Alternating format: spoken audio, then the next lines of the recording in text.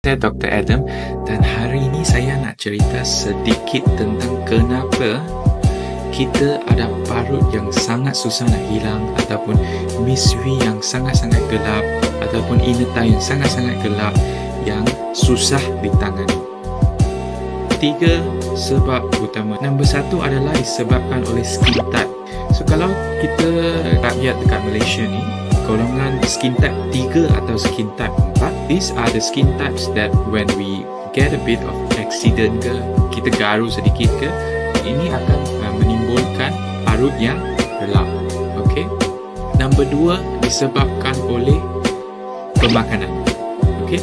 Walaupun saya dah sebut banyak kali, tetapi di Malaysia ni kita punya culture ni memakan makanan yang penuh dengan simple carbohydrate yang membantu kepada terjadinya PIH yang sangat susah untuk kita nak hilangkan.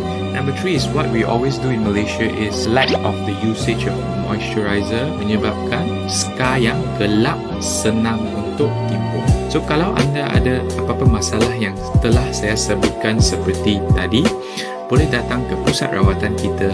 Kita specialize dalam merawat paru-paru, especially kalau anda skin type 3 atau skin type 4.